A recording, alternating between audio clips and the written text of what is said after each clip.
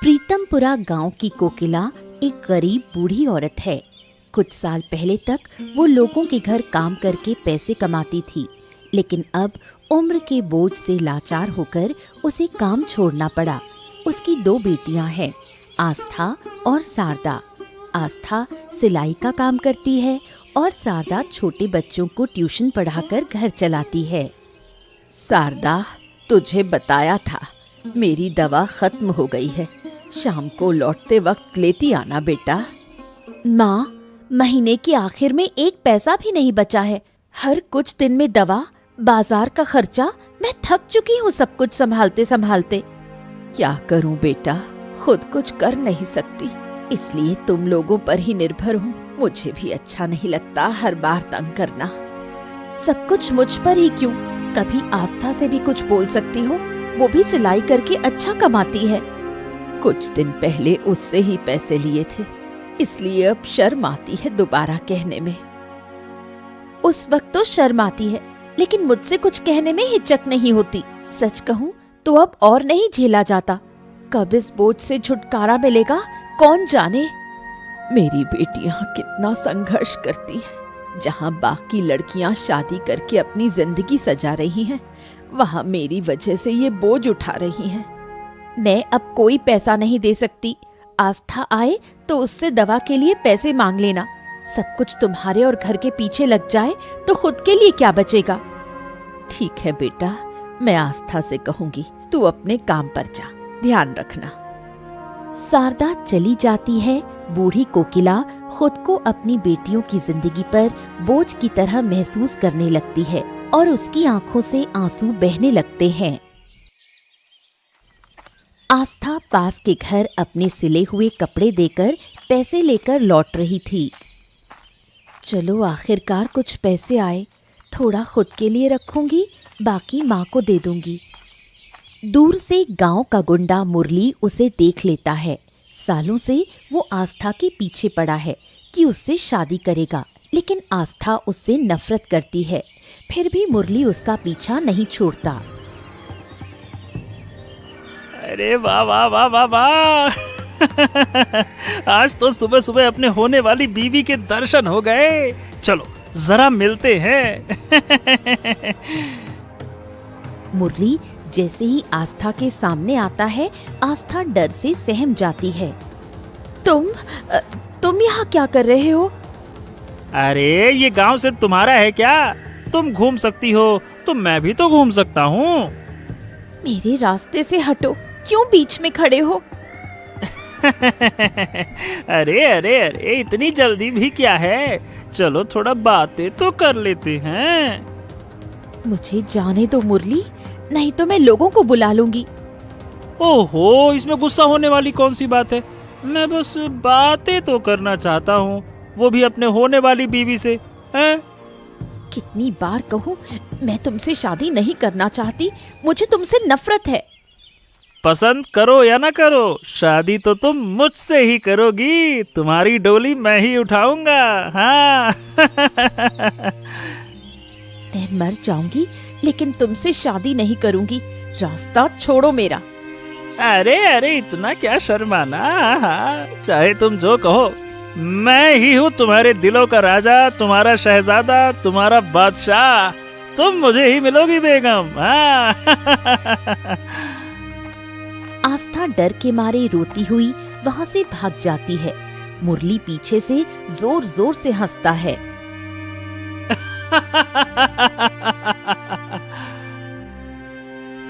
बीमार कोकिला घर पर थी। आस्था रोती हुई दौड़कर घर आई। उसे इस हालत में देख कोकिला घबरा गई। क्या हुआ बेटी, इस हालत में क्यों आई? किसी ने कुछ कहा? उस गुंडे मुरली ने फिर से मुझे तंग किया माँ। अब तो घर से बाहर निकलने में भी डर लगता है। ओफो, इस मुरली ने तो जीना मुश्किल कर दिया है। समझ में नहीं आता क्या चाहता है। वो मुझसे शादी करना चाहता है, कहता है कि मेरी शादी सिर्फ उसी से होगी।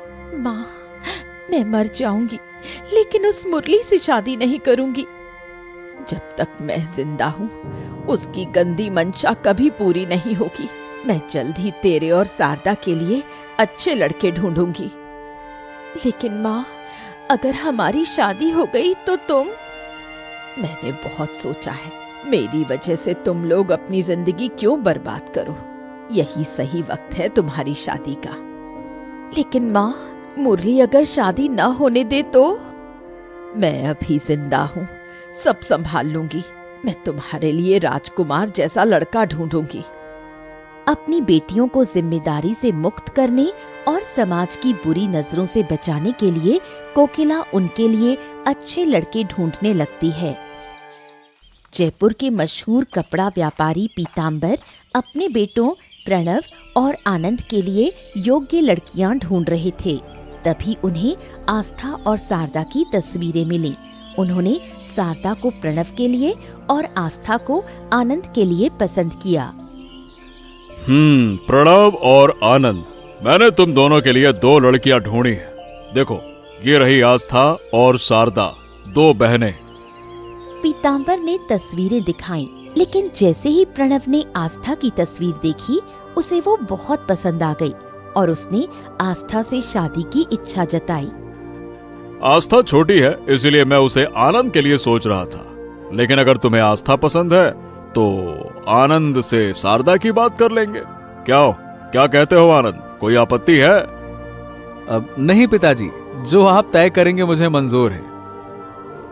तो ठीक है, फिर मैं कोकिला और उसकी बेटियों को घर बुला लेता हूँ। आगे की बात वहीं करेंगे, ठीक है?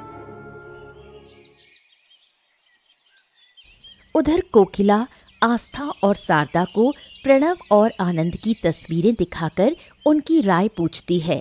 बड़े बेटे का नाम प्रणव है और छोटे का आनंद। दोनों ही अपने पिताजी का कारोबार संभालते हैं।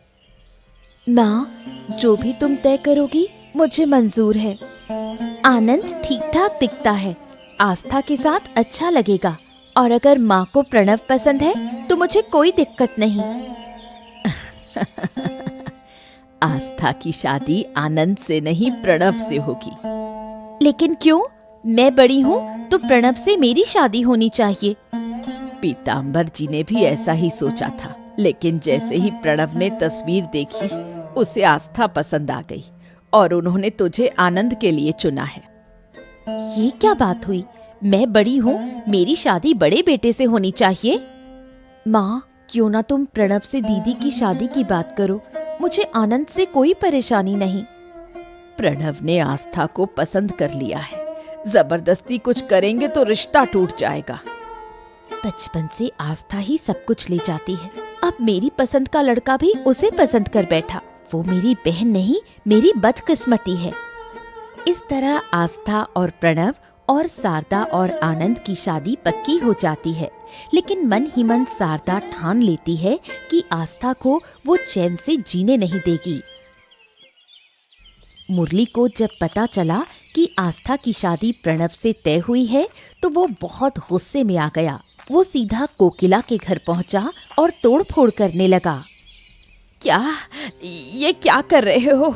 रुको, मैं कह रही हूँ रुको। मैं सालों से कह रहा हूँ कि मैं आस्था से शादी करना चाहता हूँ, और तुमने बिना मुझसे पूछे किसी और से उसकी शादी कैसे तय कर दी हैं? आस्था तुमसे डरती है, वो तुमसे शादी नहीं करना चाहती। उसने ये बात तुम्हें कई बार कही है। उसे क्या पसंद है क्या नहीं, इससे मुझे कोई फर्क नहीं पड़ता। मैं उसी से शादी करूंगा, और अगर वो मुझसे शादी नहीं करती है तो मैं किसी और से उसकी शादी होने भी नहीं दूंगा। मैं अपनी बेटी की शादी तुमसे कभी नहीं करूंगी। अब यहाँ से निकल जाओ, वरना मैं पुलिस को बुलाऊंगी। अरे, जिसे बुलाना है बुला लो, मैं यहाँ से नहीं हिलने वाला। मैं भी देखता हूँ कि उसकी शादी होती कैसे है। अब तो तुम शांति से नहीं जाओगे। रुको, अभी बताती हूँ तुम्हें। कोकिला घर के अंदर से एक धारदार छुरी लेकर भागती हुई बाहर आती है। मुरली उसे देखकर डर जाता है। कोकिला जोर जोर से चिल्लाने लगती है। आसपास के लोग जमा हो जाते हैं। शादी के दिन घर में सब लोग मौजूद हैं। शारदा और आस्था सज धज कर बैठी हैं। पीतांबर कोकिला को बुलाता है। पीतांबर बाबू, आपने बुलाया? हाँ, ये कुछ गहने हैं। ये प्रणव की माँ के गहने हैं। उनकी आखिरी इच्छा थी कि वो ये सारी चीजें दोनों बहुओं में बांट दी जाए। अब तुम जाकर आस्था और शारदा को बराबर हिस्सों में बांट दो। बारात आने ही वाली है, ठीक है?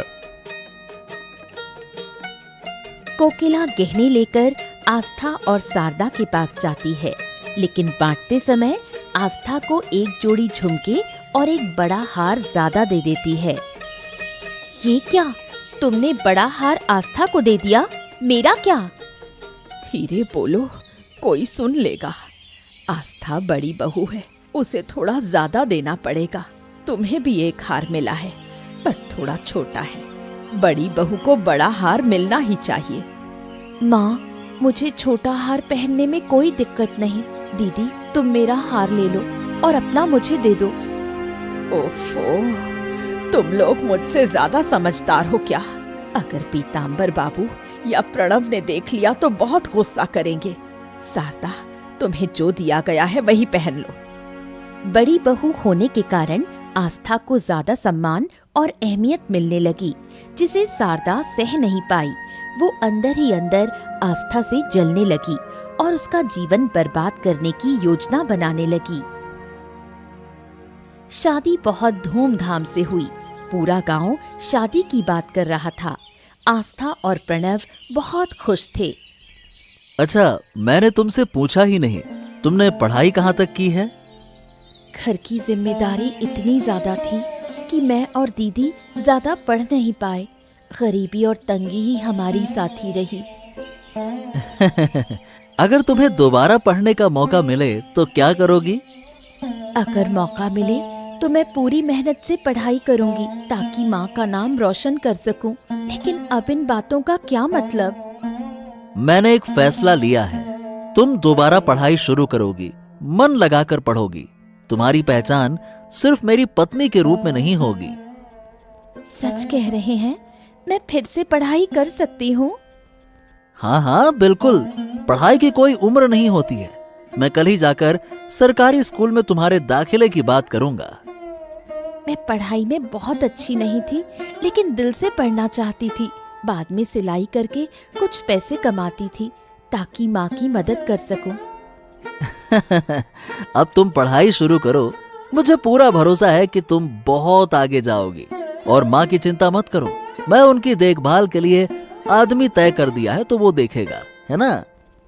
आस्था के दिल में खुशी की लहर दौड़ जाती है। उसे ऐसा ही जीवन साथी चाहिए था। प्रणव के सहयोग से उसका आत्मविश्वास बढ़ता है और वो फिर से सपने देखने लगती है। जहां आस्था और प्रणव की जिंदगी खुशहाल चल रही थी, वहीं आनंद और शारदा की जिंदगी बिल्कुल उल्टी थी। आनंद शारदा से हमेशा अच्छा व्यवहार करता, लेकिन शारदा हमेशा झगड़ा करने को तैयार रहती।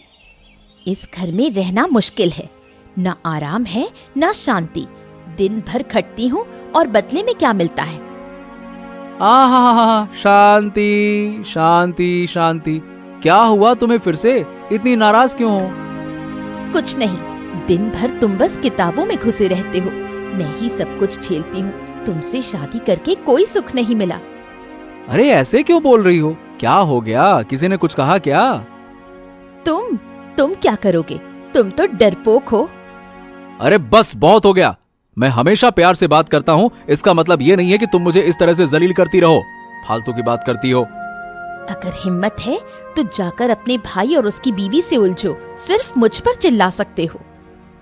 अरे तो मैं उनसे क्यों उलझूं? क्या मेरे सींग उगे हैं क्या? जाके उनको मार दूं? उनसे मेरा क्या लेना देना? फालतू की बात करती हो। मैं दिन भर काम करती हूँ, घर संभालती हूँ, और आस्था वो आराम से पढ़ाई करती है, बस इसलिए क्योंकि वो प्रणव की पत्नी है। सरदा, ये तुम्हारा वहम है। तुम और भाभी दोनों ही इस घर की बहुएं हो। दोनों का सम्मान बराबर है। सच? एक बार अपने आप को देखो। पिताजी सारे काम प्रणव को देते हैं और तुम उनके बिजनेस में बस एक सहायक हो। जहाँ तुम्हारा कोई मान नहीं, वहाँ तुम्हारी बीवी को क्या मिलेगा? शारदा की बातें आनंद के मन में गहरी चुभ जाती हैं। अब वो अपने भाई और पिता के प्रति जलन और नाराजगी महसूस करने लगता है। सुबह सुबह शारदा रसोई में आनंद के लिए नाश्ता बनाने जाती है। तभी आस्था भी रसोई में आती है। दीदी, आप थोड़ी देर में ठाकुरपो के लिए नाश्ता बना देना, पहले मैं बना लूं? क्यों? मैं पहले आई हूँ तो नाश्ता मैं बनाऊंगी, तुम बाद में करना। दीदी समझिए ना, उन्हें जल्दी काम पर जाना है शहर से बाहर, और ठाकुरपो तो घर में ही है ना। आनंद ये सारी बातें सुन रहा था। वो धीरे से आस्था के पीछे आकर खड़ा हो जाता है। तो अगर दादा शहर जा रहे हैं तो फिर तो मेरा कोई काम ही नहीं हो सकता। हमेशा उन्हीं का नाश्ता पहले बनेगा और मैं इंतजार करूंगा, है ना? ठाकुरपो, मैंने ऐसा मतलब नहीं निकाला। आप तो घर पर हैं, इसलिए थोड़ी देर से भी नाश्ता हो जाए तो कोई परेशानी नहीं। मुझे अभी नाश्ता चाहिए। आज मेरा नाश्ता पहले बनेगा। अगर दादा इंतजार नहीं कर सकते हैं तो बाहर खा लें, बस। पर ठाकुरपो, दादा को जरूरी। सरदा, मेरा नाश्ता पहले बनाओ, मैंने कह दिया ना। मुझे किसी की बात नहीं सुननी है। ये रसोई किसी एक की नहीं है, समझ लो। आनंद के इस बदले हुए व्यवहार से आस्था बहुत दुखी होती है।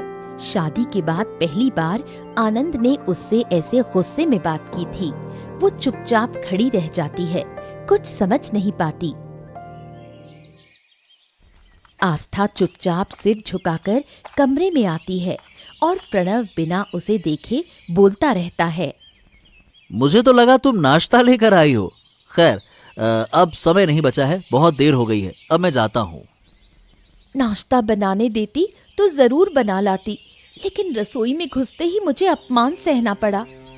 क्या मतलब? किसने तुम्हें अपमानित किया? अरे किसकी इतनी हिम्मत हुई, बताओ मुझे। कोई नहीं, छोड़ो, तुम्हें तो देर हो रही है।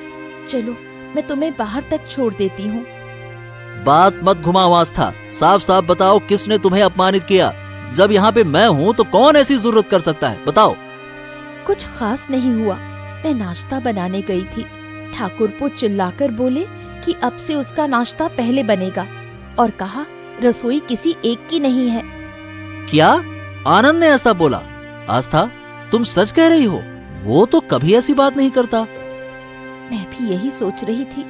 पहली बार उन्होंने इस तरह गुस्से में मुझसे बात की। पता नहीं उन्हें क्या हो गया है।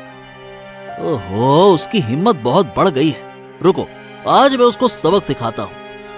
छोड़ो ना, सुबह सुबह झगड़ा मत करो। शायद दीदी से लड़ाई हुई हो, इसलिए गुस्से में है। तुम निकलो, देर हो रही है। तुम कह रही हो इसीलिए जा रहा हूँ, वरना आज उसे दिखा ही देता। प्रणव काम के लिए जयपुर रवाना हो जाता है। आस्था आनंद के व्यवहार को याद कर दुखी होती है। कुछ दिन बाद पीताम्बर 10 बीघा जमीन खरीदकर उसका मालिकाना हक प्रणव के नाम कर देता है। ये बात जैसे ही शारदा को पता चलती है, वो आनंद को सब बता देती है। आनंद गुस्से में पीताम्बर से बात करने जाता है। पापा, बचपन से आप जो कहते आए हैं मैंने वही किया, कभी आपका विरोध नहीं किया। लेकिन आप मेरे साथ ऐसा करोगे मैंने सोचा भी नहीं था। ये क्या बातें कर रहे हो? मैंने क्या कर दिया? आपने हमेशा दादा को मुझसे ज्यादा अहमियत दी है। शादी में उसकी पसंद मानी, खाने में उसकी पसंद चलती है, पढ़ाई में उसकी पसंद। अरे मैं कहाँ हूँ, मेरा तो कुछ नहीं माना ना। ये क्या बकवास करते हो आनंद? तुम दोनों मेरे लिए बराबर हो, फालतू की बातें ना करो। आहाहाहा, सारी बातें झूठ हैं, कोई बराबर नहीं है। व्यापार के हर बड़े फैसले में आप दादा की राय लेते हैं, उसे भेजते हैं, और मुझे बस एक साधारण सा सहायक बनाकर रखा है, किनारे में बैठा रहता है जो। क्योंकि प्रणव तुमसे ज्यादा समझदार है और बड़ा भी है। ओ, तो क्या बड़े होने से ही सारे फायदे मिलेंगे? आपने 10 बीघा जमीन उसके नाम कर दी, मुझे क्या दिया? बस बहुत हो गया पापा, मुझे भी जमीन चाहिए, अलग घर चाहिए, और मेरी पत्नी के लिए अलग रसोई चाहिए, वरना मैं इस घर को जला दूंगा। पहली बार आनंद के ऐसे तेवर देख पीताम्बर चौंक जाता है। वो यकीन नहीं कर पाता कि उसका सीधा बेटा उसे धमकी देकर चला गया। कुछ दिनों बाद दुखी पीतांबर 2 कागज लेकर प्रणव के पास आता है। पापा, आप इतनी रात को जाग रहे हैं, सब कुछ ठीक तो है ना?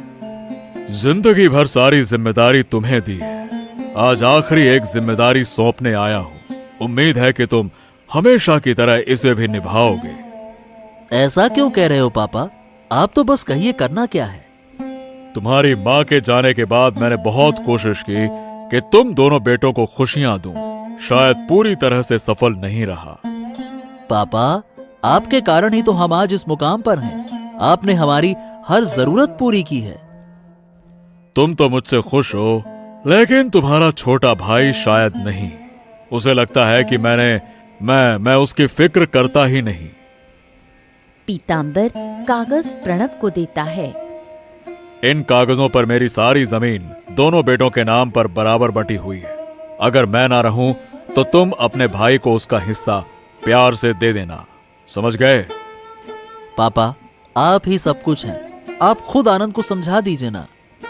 नहीं नहीं नहीं, वो मुझसे नाराज है। अब ये जिम्मेदारी तुम्हें देता हूं मैं। मुझे भरोसा है कि तुम संभाल लोगे। पीतांबर प्रणव के सिर पर हाथ फेरता है और सोने चला जाता है। उसी रात नींद में ही उनकी मौत हो जाती है। प्रणव टूट जाता है, लेकिन आनंद में ज्यादा दुख नहीं दिखता। पीतांबर की मौत के बाद भी स्वार्थी शारदा आनंद को भड़काती रहती है। देखो, जो डर था वही हुआ। तुम्हारे पिता सब कुछ प्रणव को दे गए, अब हमें उसका नौकर बनकर रहना पड़ेगा। मुझे यकीन नहीं हो रहा कि मेरे पापा मेरे साथ ऐसा कर सकते हैं। क्या तुम सच में उनके बेटे हो? कोई बाप ऐसा कर सकता है? चुप रहो सरदा, मैं कुछ नहीं समझ पा रहा। क्या समझना है? अब सारी जिंदगी तुम्हारे दादा मजे करेंगे और हम देखते रह जाएंगे। ऐसा नहीं होने दूंगा। हम उनके सामने झुकेंगे नहीं। अब तो वो आस्था भी रसोई पर कब्जा कर लेगी, रोज झगड़े करेगी, तुम्हें बेइज्जत करेगी। अच्छा हुआ जो पापा मर गए, वरना मैं ही उन्हें मार देता। गद्दार! बाहर छिपकर खड़ा प्रणव ये सब सुन रहा था।